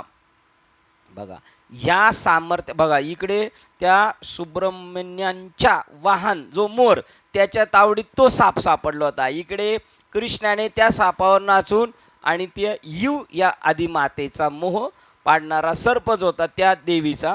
या तीन उदाहरणांनी ते सांगतात या सामर्थ्यवान भयंकर सर्प स्वरूप जो अहंकार, कशाला सांगितले? अहंकाराला त्या उपमा दिलेल्या आहेत. आपल्या सर्व मूर्खपणाचा आधारस्तंभ काय? आपला अहंकार हा आपल्या मूर्खपणाचा आधारस्तंभ. तो आनंदरूप ब्रह्माचा ब्रह्मानंद धनसाठा सुरक्षित ठेवीत असतो. आपला अहंकार तो ब्रह्मा स्वरूपाचा ब्रह्मानंद साठा धनाचा सुरक्षित ठेवीत असतो. म्हणजे तो मी बी घेणार नाही, दुसऱ्याला देणार नाही, असा त्याच्यावर ठाम आहे. स्वतःच्या आपमतलबा करता हा अहंकार रूपी सर्प धनसाठ्यासाठी वेटाळे घालतो. बघा ते संरक्षण करायचं म्हणून त्याच्यावर, आणि त्याचे संरक्षण करतो. आपल्यातील हा अहंकार आपणास ब्रह्मानंदाची प्रचिती घेऊच देत नाही. बघा कोण कोणाला आडवे आलेले? आपणच आपले शत्रू झालेलो. बघा आपणच तो आनंद लुटू शकतो, पण आपणच मर्यादेच्या भिंती घातलेल्या आहेत. आपल्यातील हा अहंकार आपणास ब्रह्मानंदाची प्रचिती घेऊच देत नाही. तो सदा सर्वदा एक अगर दुसरा मन विक्षेप निर्माण करून व्यक्त होत असतो. एक मनाचं काम थांबलं गेलं का दुसरं वर डोकं घेतं, ते झालं का तिसरं. तो स्थिर नाही तो अहंकार, त्यामुळे तो स्वतःच आपला शत्रू झालेला आहे आपणच. या तीन फण्याचा नाग म्हणजे अहंकार. त्याचे तीन फणे म्हणजे सत्व, रज आणि तम गुण होत. विज्ञानरूपी अपरोक्ष ज्ञानाच्या तलवारीने, विज्ञानरूपी म्हणजे अनुभवजन्य ज्ञानाच्या याने, प्रसाद इकडे सर,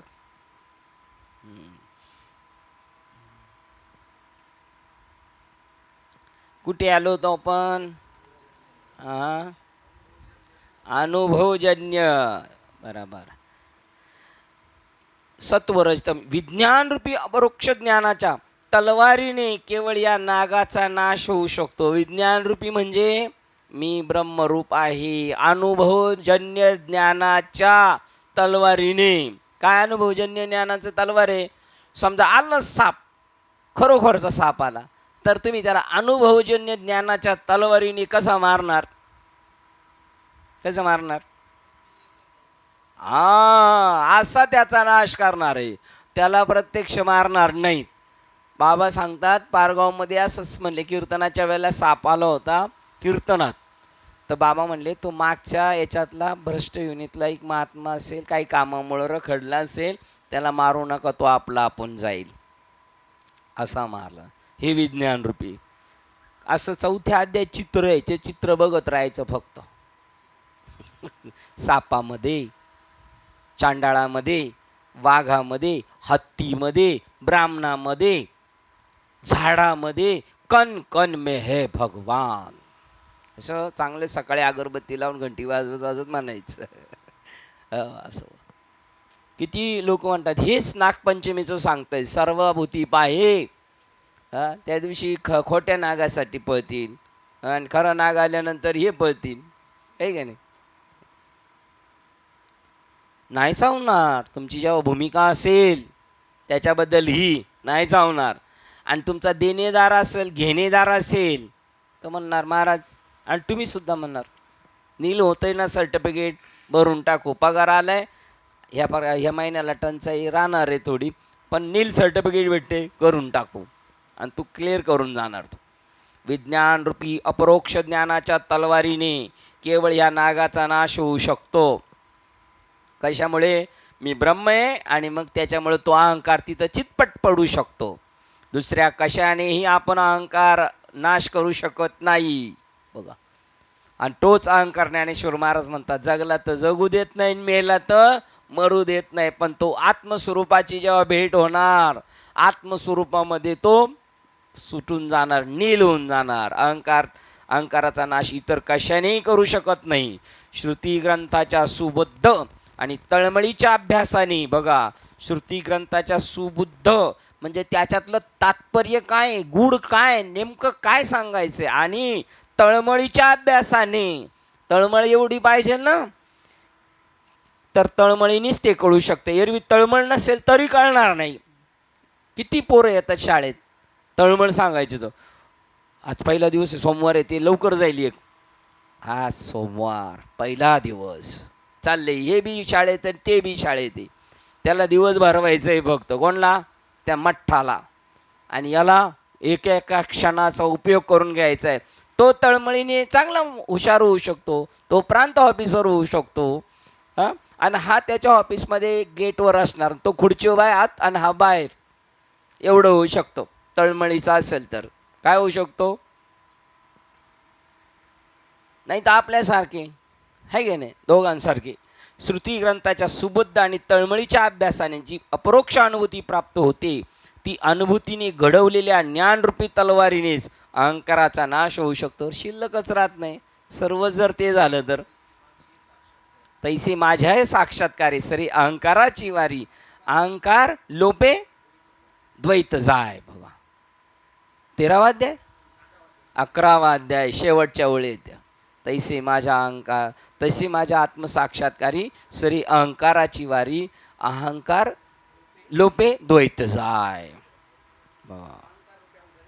अहंकार लोपे अवधारी द्वैत जा. मग तुम्ही म्हणले तसं तो मी एक आहे, संपला विषय.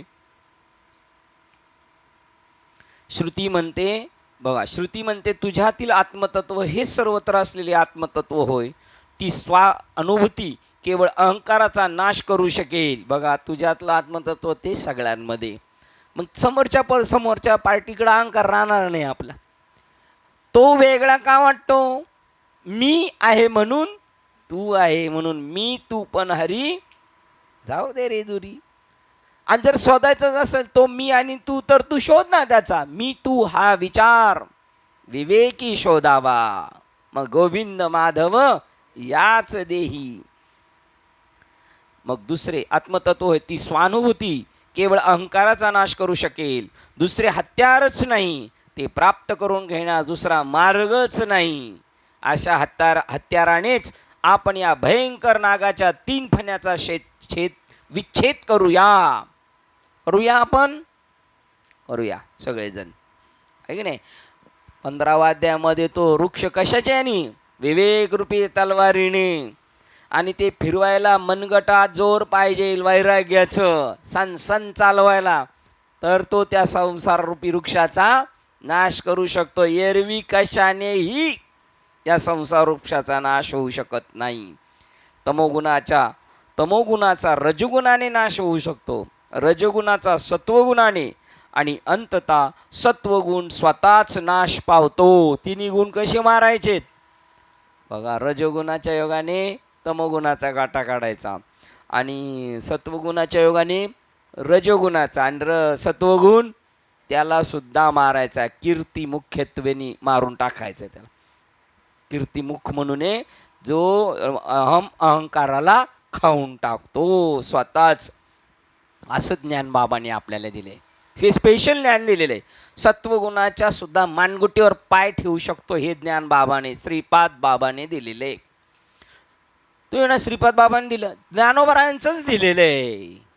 परंपरेने चालत चालत आलेलं दिलेलं आहे. त्यांनी काही नवीन निर्माण केलेलं नाही. मागून आली वाट सिद्ध ओळीची कैशी, किंवा हा मार्ग संतांकडूनच आलेला आहे, तो मी पुढे चालवत आहे. त्याच्यातच शेवटचं वचन वर्मते का आहे दृढ धरावा भाव जाणीव नागवन लागून मनोनिसंग टाकी सेवी अद्वैत. तुका म्हणे हाची संती मागे केला उपाय. साधू संतांनी जो उपाय सांगितला त्याच उपायाने जाऊ शकतो आपण. मग सत्वगुण स्वतःच नाश पावतो. अशा रीतीने अहंकाराचा नाश करावायचा आहे. सत्वगुण सुद्धा शिल्लक नाही राहायला पाहिजे. नाही तर मी पारमार्थिक आहे, मी पारमार्थिक आहे, म्हणजे तो मी पारमार्थिक आहे तो मग ब्रह्मराक्षस होतो. मग मला कळालं तो मी घालवण्यासाठी तो सत्वगुण सुद्धा संपला पाहिजे. त्यास मुळासकट मूल उपटून काढायचे आहे. त्यास निर्मूल करा, त्याचं मूळ शिल्लक ठेवू नका. शास्त्राभ्यासाने प्राप्त करून घ्यावयाच्या ज्ञानरूपी तलवारीने अहंकाराचा मुळासकट नाश केल्यावर विवेकी पुरुष निरपेक्ष परमसुखाचा धनाचा उपभोग घेतात. त्याला कोणताही मध्ये आता व्यत्यय राहिलेला नाही त्या सुखाचा आनंद लुटायला. सगळे व्यत्यय बाजूला काढून टाकले. तो निरपेक्ष सुख परमसुखाचा धनाचा उपभोग घेतो. त्याला कोणीच आता डिस्टर्ब करायला राहिलेलं नाही. बघा श्लोक क्रमांक 303. जोपर्यंत देहात विषाचा यत्किंचित लवलेश राहतो तोपर्यंत त्यास पूर्ण आरोग्य प्राप्त कसे होईल. विषाचा थोडा जरी अंश असेल तर तो व्यवस्थित राहू शकत नाही. त्याप्रमाणे योगाच्या ठिकाणी जोपर्यंत थोडी तरी अहंता स्फुरत असते तोपर्यंत त्या योगाला मुक्ती कशी मिळणार. थोडं सुद्धा नाही पाहिजे, एवढा सुद्धा असला आणि तेवढा जर राहिला ना तर तो नील करायचं काम देवाचं आहे. आता 50% आपल्याला परमार्थ करावा लागतो. हा माझा 100% अनुभव झाला आहे. आता काय 50% परमार्थ करावा लागतो, हा आपला 100% अनुभव झालेला आहे. आपल्याला थोडा अहंकार होऊ शकतो आणि झाला तर तो नील करायचं काम आता आपलं राहिलं नाही. देवा मी माझं सगळं भार तुझ्यावर टाकलाय ना, तू तीळ भरी जरी होय अहंकार भक्ताला मेरू समान भार देवा. देव धाव देतो माझ्या सुकुमार भक्ताला. अहंकाराचा वारा लागू नाही द्यायचा. मी तिथं सावध राहणार. आता तो आपल्याला सगळं क्लिअर करत जाणार. आता एवढी भक्ती करा ना, देव सोडवणार, आपले सगळे प्रश्न सोडवणार. तोपर्यंत त्यास आरोग्य प्राप्त कसे होईल ते म्हणतात. जोपर्यंत थोडं जरी विष असलं तरी नाही जमणार. मानवाच्या रक्ताभिसरणात यत्किंचित जरी विष भिनले असेल तर तो माणूस निरोगी कसा असू शकेल. आध्यात्मिक जीवनातील विष म्हणजे हा अहंकार. मोक्षाकरता धडपडणारा योगी जर ही देहविषयक अहम भावना त्याच्यामध्ये अद्याप सातत्याने रेंगाळत राहिली तर मोक्ष कसा मिळवू शकेल. बघा आता याला मोक्षाच्या दिशेने घेऊन चाललेत बरं का. हा मोक्षाच्या दिशेने चालल्याने याच्या पुढचा जर हुशार शहाणा भेटला, मोक्ष सुख हाणू लाता, तुला लाता हाणू का आम्ही आता, याला कुठं घेऊन जायचं आहे, अजून याला कशात ग म्हणता पण आहेत, त्याची दिशाबुद्धी हे करतो. मग मोक्ष सुखाला आता हाणू. तर तुकाराम महाराजांनी याला कशाला सांगितलं, मुखी नाम हाती मोक्ष, जाणीव नेणीव भगवंत नाही हरी उच्चारण पाय मोक्ष सदा कशाला म्हणतात. मोक्ष मेल्या पाठी आम्हास होईल का, एक घ्यायचं अर्ध सुटून पळत बसायचं. पहिलं त्याला मोक्षापर्यंत घेऊन जायचं आणि तिथे गेलं तोच म्हणाल कसला मोक्ष कसली बद्धता. हा तो म्हणला पाहिजे आणि तो म्हटला पाहिजे मी लाता मारतोय. यांनी त्याला नाही सांगायचं मी लाता मारतोय आणि तू मार, तू पहिलं प्राप्त करून घे. मग बद्ध मुक्त, बंध आणि मोक्ष मायेची कल्पना पडली होती जीवा भ्रांत कैसी. आणि असाच भागवत मध्ये श्लोक आहे, बंध आणि मोक्ष, बद्ध मोक्ष इति, हा बंध मुक्तीचा ओळसा हीच अज्ञानाची दशा.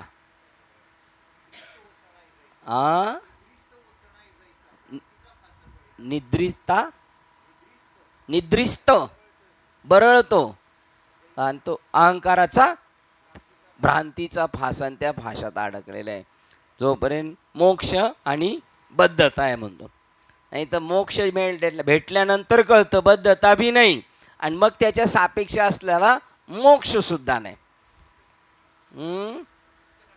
मुक्त कासाया म्हणावे, बंधच नाही ठावे. आता बंध आणि मोक्ष खरा नाही हे सांगणारं प्रमाण पाहिजे. बंध आणि मोक्ष खरा नाही.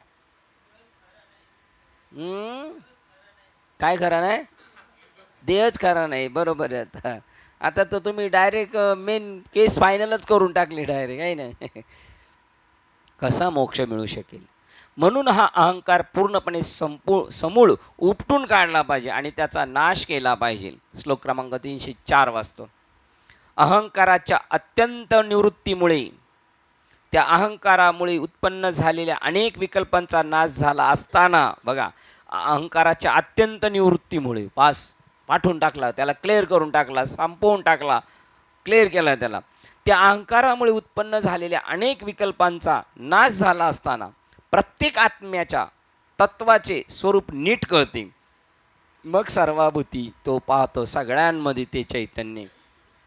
मग तो म्हणू शकतो कोणाही जीवाचा नगडो मसर, असं म्हणून नाही काढणार. ज्यावेळेला त्याचा समूळ अहंकार जाणार ना, अहंकाराची निवृत्ती झाली का त्या अहंकारामुळे उत्पन्न झालेल्या विकल्पाचा सुद्धा नाश होतो आणि मग प्रत्येक आत्म्याच्या तत्वाचे स्वरूप नीट कळते. मग त्याला सगळ्यांमध्ये तो हे कधी होतं? 7व्या अध्यायातला 19 नंबरचा श्लोक. बहुनाम जन्मजन्मांते ज्ञानवान प्रपद. अनेक जन्म या ज्ञानाची उपासना करता करता शेवटच्या जन्मामध्ये त्याची ही दृढ भावना होते. हो, या नाही जन्मात झाली तर पुढच्या होणार, आपल्या टेन्शन घ्यायचं नाही.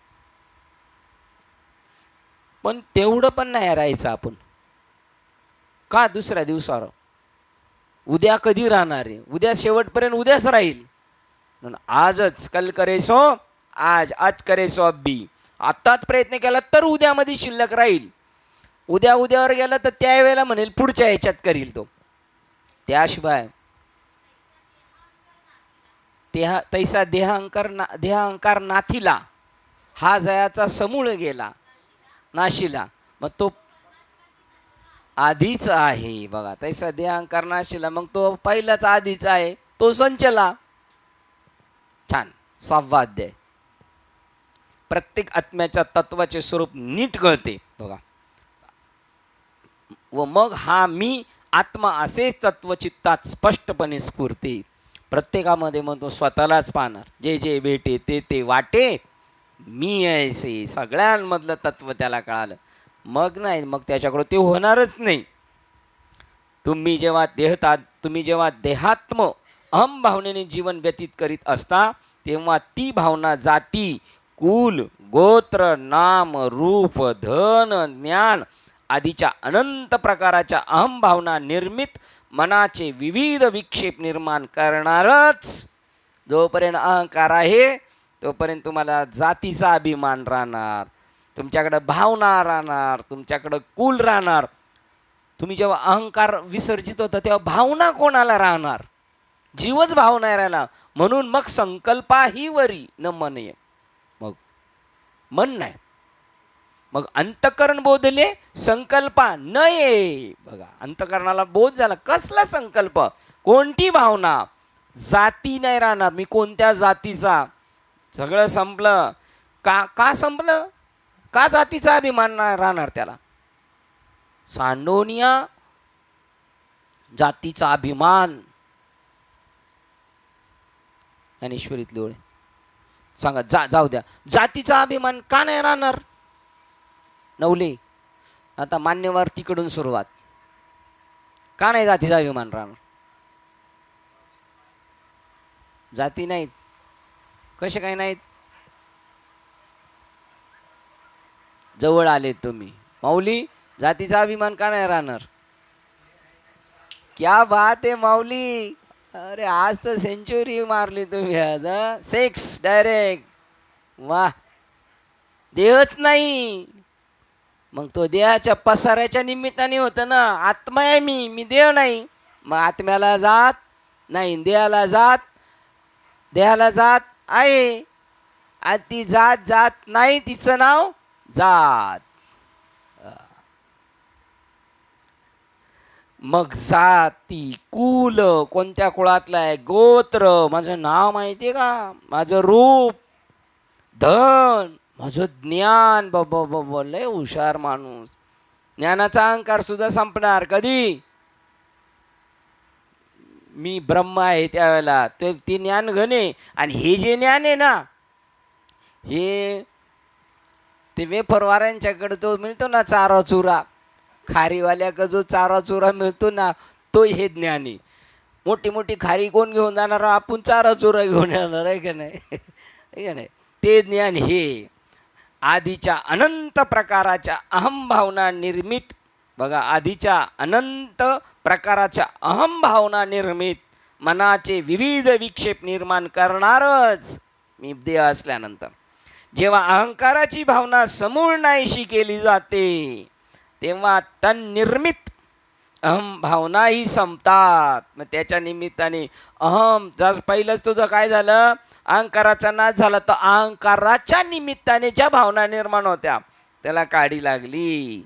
अहम भावनेचा शेवट म्हणजे परमोच्च अवस्थेची प्राप्ती, ती घ्यायची आपल्याला. त्या अहंकाराचा नायनाट झाला पाहिजे. भावनेचा शेवट म्हणजे परमोच्च अवस्थेची प्राप्ती. परमोच्च अवस्था ही खुद्द ध्यानकर्त्याहून भिन्न अशी अनुभवली जात नाही. मी ध्यान करतो, 6 तास मी ध्यान करतो. तुम्ही किती तास करता? मी 6 तास करतो. मग तुला अजून त्याची अनुभूती आलेली नाही, कारण 6 तासाच्या नंतर कोण शिल्लक राहतोय?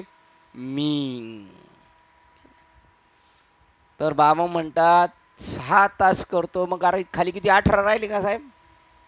18 तास देह आणि 6 तास ध्यान अवस्थेच्या पूर्ण साधली पाहिजे. काय प्रमाणे कबीर बाबाचं पूर्ण कंटिन्यू. ओनर कच्चा बे कच्चा नहीं गुरु का बच्चा, कुंडलिनी को खूब सजा चढ़ावे, ब्रह्मरंध्र लेके जाए, पानी पे चलता है मुख बोले सो हो जाए, फिर भी ओनर कच्चा बे कच्चा नहीं गुरु का बच्चा. तेवढ्या वेळापुरतं तो जातोय 6 तास 12 तास, पण नंतर परत येतोच मागच्या पॉइंटला. सूरत में गुरु मूरत है, सांसों में हरिनाम, ये भजन की रीत है. बोलो जाने संत सुजान, बोलो जय गोपाल जय गोपाल. है की नाही? परमोच्च अवस्था ही खुद्द ध्यान करत्याहून भिन्न कशी अनुभवली जात? अशी अनुभवली जात नाही. कारण ध्यान करता कोण होऊन जातो? तेच होऊन जातो, तो शिल्लकच राहत नाही. ती जी प्राप्त केली जाते ती स्वतःच्या आत्मस्वरूप, ती जी प्राप्त केली जाते ती स्वतःचे आत्मस्वरूप म्हणूनच. त्याला तो मी ब्रह्म आहे, अम ब्रह्मास्मी. आता आपण असं म्हणणार नाही, कारण आपण जरा मध्ये आहे ना, अहम ब्रह्मास्मी कुथत म्हणणार आहे का नाही? ठीक आहे. आज ज्याला काय येत नाही ते माऊली महावैष्णव असे म्हणतात. एवढं कुथतो का तू? माऊली महावैष्णव असं साधं म्हणतात का नाही कधी काय? एवढं कुतून सांगितलं, हे बी कुतून ऐकतील का नाही?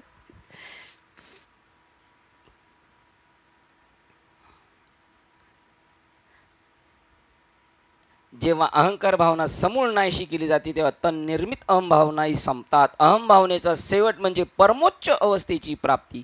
परमोच्च अवस्था ही खुद्द ध्यान करत्याहून भिन्न अशी अनुभवली जात नाही. ती जी प्राप्त केली जाते ती स्वतःचे आत्मस्वरूप म्हणूनच, अहम ब्रह्मास्मी म्हणून. असं नाही म्हणणार कोणी. ते आता तसं राहिलं नाही. आता ते तसं राहिलं नाही. आता गेलं काळे पाणी होते. आता फक्त असं वरचं वरचं सांगायचं आणि फक्त एवढंच काम करायचं. भोजनती भक्ती, मरणती मुक्ती पाखंड्याची. बस खायापुरतं भजन करायचं आणि मेलं म्हणजे झालं मुक्ती. तू कोरायचं प्रमाणे. भोजनती भक्ती, मरणती मुक्ती पाखंड्याची.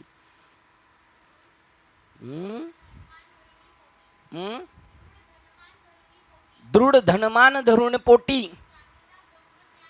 सांगता ब्रह्मज्ञान पोटी गोठी. शाबास. तया नव्हे आत्मसाक्षात्कार गोठी भेटी कल्पकोटी गेल्या. एकनाथी भागवत 11वा अध्याय 18 नंबरचा श्लोक. करेक्ट. मस्त. असं वाचायचं. कळालं ना कितवा अध्याय? आता नाही काय सांगितलं आहे की नाही? हे नोट करून ठेवायचे. लय जबरदस्त आहेत. भाकडगाई पोचल्यात जातात का त्या सगळं त्याच्यामध्ये. भाकडगाईचा विषय त्याच्यामध्ये. सुटली तर डायरेक्ट तुरुंगच गाठी. तुरुंग म्हणजे ते कोंडवाडा. जीव तोची देव, भोजन ते भक्ती, मरण ते मुक्ती पाखंड्याची. पिंडाच्या पोषके नागविले जन. पिंडाच्या पोषके बस आपलं पोट भरायचं म्हणून जगाला नाव. लटके पुराण केले वेद, मना आला तैसा करीती विचार. म्हणती संसार नाही पुन्हा. तुका म्हणे पाठी उडती तुका म्हणे पाठी उडती यमदंड. पाप पुण्य न विचारिती. कुठे आलो होतो आपण? शेवटची ओळला इकडे आलो होतो का? हां, इकडे आलो होतो. बरं बघा, त्यावेळेला तो स्वतः आत्मस्वरूप होऊन जातो. म्हणजे ध्यान करता बी शिल्लक नाही राहत. ध्येय ध्याता ध्यान तेच आहे का? ध्येय ध्याता ध्यान त्रिपुटी वेगळा, सहस्त्रदळी उगवला सूर्य जैसा. कोणाचे हे घर, हा देह कोणाचा? त्याचं शेवट आहे ना. आत्माराम त्याचा तोची जाणे. बघा काय प्रमाण, सुरुवात आणि शेवट कशी बघा. कोणाचे हे घर? आता आपण गावाला गेलो, विचारलं कोणाचे? माझे. दाखवू का? 7-12 दाखवू? कोणाचे घर? हा देह कोणाचा? आत्माराम त्याचा तोची जाणे. त्याचा तोच. तो ध्यान करता स्वतःच ते होतो. आणि शेवटचे ध्येय ध्याता ध्यान त्रिपुटी वेगळा, सहस्त्रदळी उगवला. असं आत्मस्वरूप प्राप्त झाल्यानंतर सगळं बेचिराख अशी ही संपूर्ण मी म्हणजे आत्मतत्व असते. म्हणूनच तो ते म्हणतात जाती ती प्राप्त केली जाते. ती स्वतःचे आत्मस्वरूप. म्हणूनच मी म्हणजे हे आत्मतत्व हे असते. या संपूर्ण साक्षात्काराचे स्वरूप. काय साक्षात्काराचे? मीच आत्मा आहे सगळा. सगळं इथून तिथून मी स्वतः ब्रह्म आहे. स्वप्न पाहणाऱ्यास जेव्हा जागृती प्राप्त होते तेव्हा मीच हा जागृत अभिमानी आत्मा होय अशी असते अनुभूती. झोपेत होता आणि जागा झालो, वाघ मागे लागलो होता, अरे तो मीच होतो. आणि आता सुद्धा तो पण मीच आहे. तसा तो ध्यानाला बसलेला म्हणतो तो मीच आहे. जो ध्यान करायला बसला होता तो मीच आहे. अत्यंत अंतिम आध्यात्मिक अनुभूती ही आत्मनिष्ठ, व्यक्तिगत, साक्षात आणि परिपूर्ण नेहमी स्वतःचेच सत्यस्वरूप म्हणून येते. आत्मिक आध्यात्मिक अनुभूती बघा काय अनुभूती? आत्मनिष्ठ, व्यक्तिगत, साक्षात आणि परिपूर्ण नेहमी स्वतःचेच सत्यस्वरूप म्हणून येत असते. दुसऱ्याचे म्हणून येणार नाही. बाहेर कळणारच नाही देव. देव जरी कळाला तर कुठं कळेल? ज्ञानदेव म्हणे पिंडी शोध घ्यावा. पिंडी देह स्थितीन ब्रह्मांडी पसारा. हरिविण सारा व्यर्थ भ्रम. जर आतमध्ये मात नाही झाली, ही मात ही आत झाली. या मात म्हणजे आत म्हणजे मालिका मंदिराच्या आत, ठीक आहे. आणि घरी गेलं परत ती मात इकडं सोडून जायची जाताना. ही आत झाली या मात. मग विश्वात अवघ्या ठाई मग ते ब्रह्मचैतन्य तुझ्या अनुभवा येई हे नरा. आत बघ जरा. श्लोक क्रमांक 205. अहंकारावर अध्यास झाल्यामुळे चिन्मूर्ती आणि सुखस्वरूप असा जो प्रत्येक आत्मा त्या तुला बघा अहंकारावर अध्यास झाल्यामुळे चिन्मूर्ती आणि सुखस्वरूप असा जो प्रत्येक आत्मा तुला बघा आता तो आपल्या अहंकाराने त्याचाच अध्यास झालेला आहे. मी देह आणि ह्या जगत आहे ना ते सगळं वेगवेगळे प्राणी मात्र आहेत. त्यामुळं चिन्मूर्ती आणि सुखस्वरूप असा जो प्रत्येक आत्मा त्या तुला ही जन्म मरण वृद्धत्व व दुःख यांनी भरलेला पुनर्जन्म प्राप्त झाला. बघा तुझ्या अहंकारामुळे तुला अध्यास झाल्यामुळे मी देहरूप आहे. अहंकार म्हणतो मी मी मी मी मग मी काय तर अध्यास म्हणतो मी देह आहे. आणि तो देह हा भूमिका झाल्यामुळे चिन्मूर्ती आणि सुखरूप असा जो प्रत्येक आत्मा सगळ्यांच्या हृदयात आहे म्हणजे तुझ्यासुद्धा तोच आहे इतरांच्या पण तरीसुद्धा ही जन्म मरण वृद्धत्व व दुःख यांनी भरलेला पुनर्जन्म प्राप्त झाला. का तुझ्या अहंकारामुळे तो अध्यास तुझ्या मनामध्ये ठाम झालेला आहे मी देह आहे म्हणून. विकार स्वरूप असलेल्या तसेच आत्मप्रतिबिंबाने युक्त व आपल्या खऱ्या स्वरूपाचा प्रतिबंध करणाऱ्या बघा मी करता आहे असे मानणाऱ्या अहंकार वृत्तीला एकदम टाकून दे. कोण तुला त्या स्वरूपाच्या घराकडं आड जायला मध्यस्थ व्यत्यय करतोय. तू तुझ्या स्वरूपाकडे जाताना विकार स्वरूप असलेला तसेच आत्मप्रतिबिंबाने युक्त व आपल्या खऱ्या स्वरूपाला प्रतिबंध करणाऱ्या अहंकार म्हणजे मी करता आहे अशा मानणाऱ्या अहंकार वृत्तीला एकदम टाकून दे. तुझ्या स्वरूपाकडे जाताना तुला कोण आडवा येतोय तुझाच अहंकार तुला आडवा येतोय आणि त्याला कोण बाजूला करू शकतो तूच स्वतः बाजूला करू शकतो. तो टाकून दे.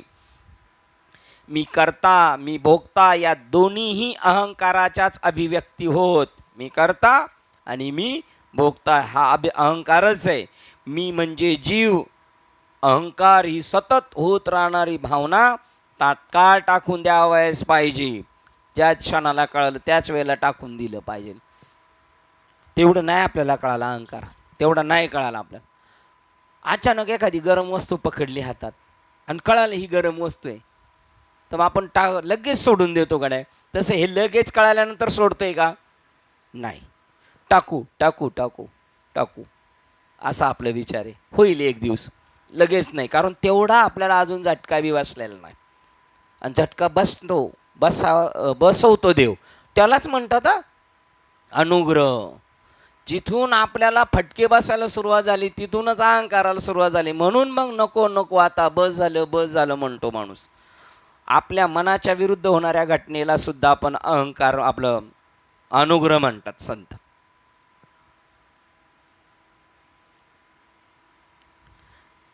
जीव म्हणजेच जीव अहंकारी सतत होत राहणारी भावना तात्काळ टाकून द्यावयास पाहिजे. अनेक प्रकारच्या विचार विक्षेपांनी मनोवृत्तीचा केवळ हा अहंकार बनलेला असतो. मनाचे विक्षेपेदी मी मी मी मी जेव्हा जाणीव तत्वाचा प्रकाश विचार तरंगांना प्रकाशित करतो तेव्हाच मला विचाराची जाण येते. ही जी मला मी मी मी कळते हे मी कोणामुळं कळते ते जाणीव तत्व देतं ना थोडासा टेका थोडीशी करंट देतो त्यावेळेलाच हे जाणीवयुक्त विचाराचे गाठोडे मिळून जीवभाव होतो. सगळं मला कळतं ही जाणीवयुक्त विचाराचं गाठोडं याला जीवभाव म्हणतात. हा जीवभाव म्हणजे विचारामध्ये प्रतिबिंबित झालेलं जाणीव तत्व चिदाभास म्हणून जेव्हा विचार थांबतात तेव्हा जीवभावही संपुष्टात येतो. ज्यावेळेला तिलांजली दिली जाते हे खरं नाही आहे मी जो मी करतोय तो चिदाभास सुद्धा खरा नाही आहे. आणि जेव्हा तो जीवपणा बाद होणार तेव्हा जीवभावही संपुष्टात येतो.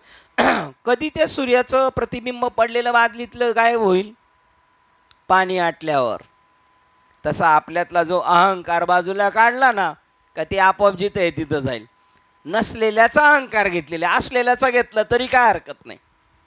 हा विचार तादात्म्यामुळे तेव्हा म्हणून जीव विचार थांबतात तेव्हा जीवभावही संपुष्टात येतो. हा विचार तादात्म्यामुळे आणि परिणामता निर्माण होणाऱ्या जीवभावामुळे व्यक्तीला अनंत परम सुखाचा अनुभव घेण्याची क्षणभरही संधी मिळत नाही. का मिळत नाही या विचार तादात्म्यामुळे, आपण नको असलेल्या गोष्टीशी तादात्म्य ठेवल्यामुळे परिणामता निर्माण होणारा जीवभाव व्यक्तीला अनंत परम सुखाचा अनुभव घेण्याची क्षणभरही संधी मिळत नाही.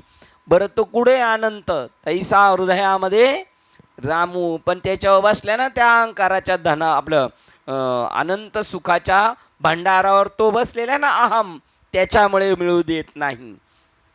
अनंत परम सुख चिन्मूर्ती ज्ञान शरीरस्थ. बघा, चिन्मूर्ती अनंत परम सुख, चिन्मूर्ती म्हणजे ज्ञान शरीरश्च, हे माझे तुझे स्वतःचे स्वरूप, तरी सुद्धा ते तू ओळखू शकत नाही. तुझं आहे तुझं पाशी, तरी तू जवळीचं आहे परी बेटे नागे माय. बघा, तूच तुझ्या स्वरूपाला प्राप्त करू शकत नाही. ते चिन्मूर्ती स्वरूप आहे,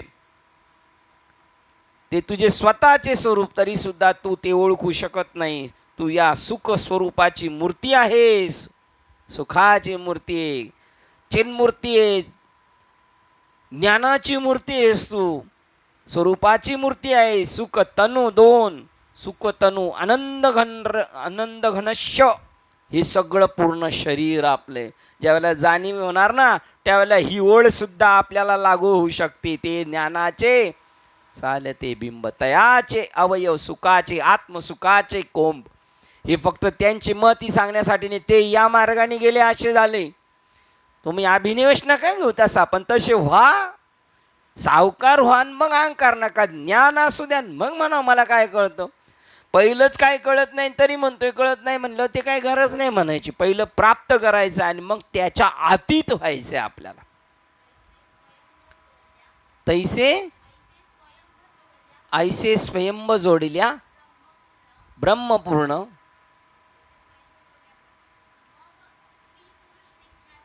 मग स्त्री पुरुष मिथ्या ज्ञान, दृश्यात मृषा, दृश्याचे दृश्यपण,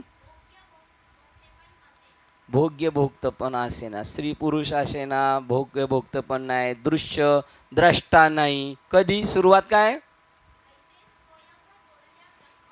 बघा, आयशे स्वयंभू जोडल्या ब्रह्मपूर्ण. मग स्त्री पुरुषचा भेद नाही, भोगता भोग्याचं स्वरूप नाही आणि द्रष्टा दृश्याचा भेद राहत नाही. सगळं काय होऊन जातं, अभेद ब्रह्मस्वरूप, भेद रहित. काय अभ्यास आहे. आता आपले बी पाठ असते पण ते वेळेला आठवत नाही. विठ्ठल विठ्ठल चला त्या निमित्ताने विठ्ठल विठ्ठल तर होते आपलं. देवाचं नामस्मरण ते आजच आहे. आडला नारायण धरी गाढव धरी, आडल्यावर नारायणाचे पाय.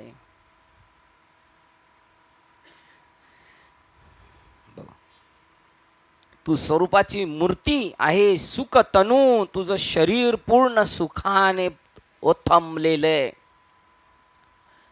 ते फ्रीजमध्ये ठेवलेली पाण्याची बॉटल, त्याच्या आत बी पाणी आणि प्लॅस्टिक व बी पाणी, ते थंड हे थंड.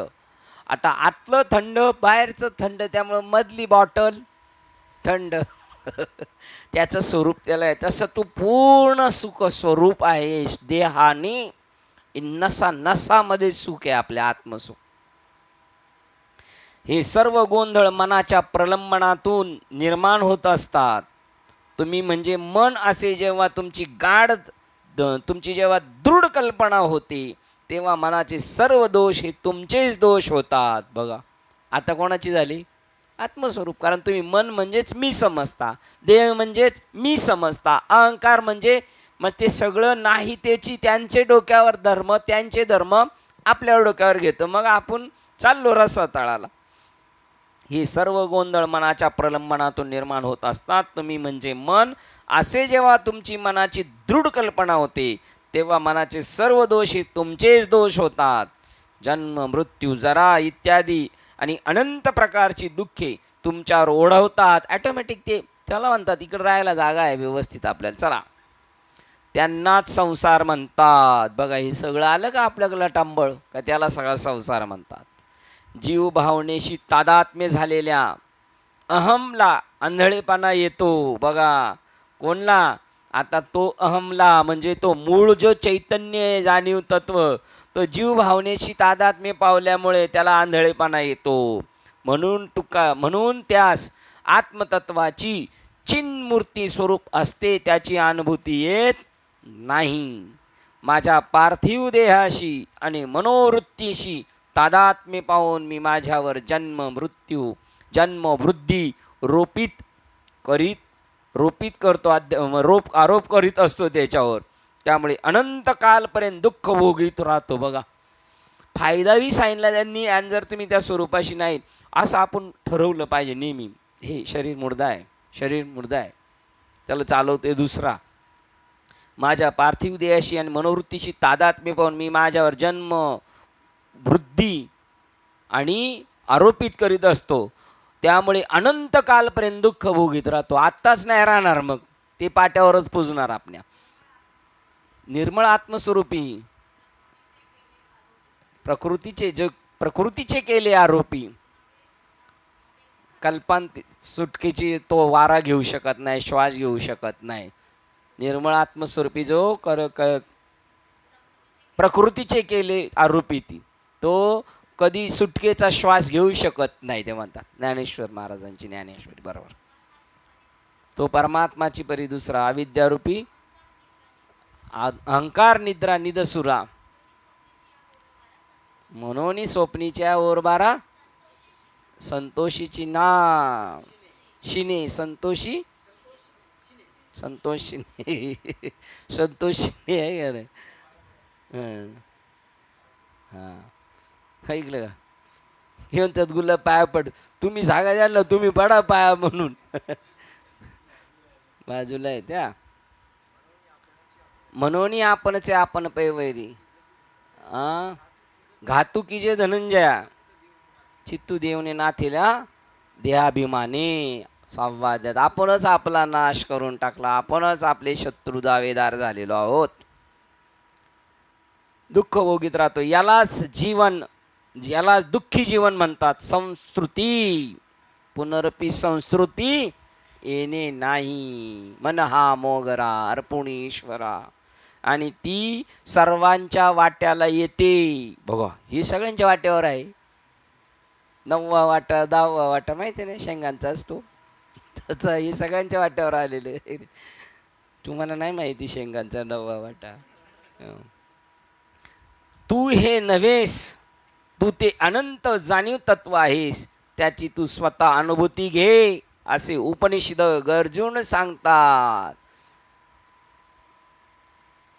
मोठे साधू संत हाका मारिती नाही, वेदशास्त्र पुराणे हाका मारिती लोका, गाफीन निजल्याने काळ देईल धोका. मोठे साधू संत त्याने सायास केले, प्रपंची असताना मन नाही गोटे. हे ना काय द्रौपदी त्याचं, सावध होई बापा काळ लागला मापा. असो आपण सावध झालेलो आहे. बाबांनी केले सावध. येतो डुकला मध्ये आधी. त्याला काय करायचं महाराज, आता काय करायचं महाराज? तुम्हाला नाही येत का? येतो ना, आम्हाला पण येतो. मग आम्ही तसे तुम्ही का बसा मामी असं आहे. असो ग्रंथराज विवेक चूडामणी श्लोक क्रमांक 105 पूर्ण झालेला आहे. 305 पूर्ण झालेला आहे. झालेली सेवा हृदयस्थ सद्गुरू सच्चिदानंद श्रीपाद बाबा रामदास बाबा अधिष्ठान विवेक चूडामणी ग्रंथ संत मालिका तसेच तुम्हा संत वृंदांच्या चरणावर सेवा समर्पित करून सेवेला इथे पूर्णविराम देऊया. पुंडलिक वरदे हरी विठ्ठल ज्ञानदेव तुकाराम पंढरीनाथ भगवान की जय. माऊली ज्ञानेश्वर महाराज की जय. जगद्गुरु संत तुकाराम महाराज की जय. शांती ब्रह्म एकनाथ महाराज की जय. सच्चिदानंद श्रीपाद भगवान की जय. सच्चिदानंद रामदास भगवान की जय. अवधूत चिंतनम श्री गुरुदेव दत्त गोपाल कृष्ण भगवान की जय. बोलो रे भाई सर्व संतन की जय. गणपती बाप्पा मोरया. आता विश्वात्मके देवे येणे भाग्यज्ञ दोषावे. दोषोनी मजल्यावे कसायदा नाही. जे खळांची व्यंकटी सांडो या सत्कर निरती वाढो.